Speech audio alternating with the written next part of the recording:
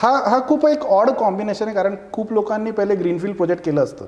त्यांना ते contractor architect यांची सवय झाली असते आणि त्याच्यानंतर ते एक पंगा घेतात की आता सोसायटीबरोबर आपण जाऊ. ओके, कारण ते पंगाच आहे. कारण Correct. 10 लोक आहेत आणि 40 डोकं आहेत अँड यू हॅव टू, म्हणजे ते स्ट्रगल एक आहे. तर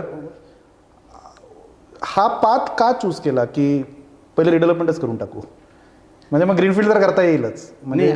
चूज नाही केलं म्हटलं ना, Okay. ऑप्शन नव्हतं त्यावेळेला, कारण प्लॉट घ्यायला जायचं तर पैसे नसायचे. हां so that was the big challenge for me, कारण तसं बॅकिंग नव्हतं कोणाचं, फायनान्शियल बॅकिंग नव्हतं.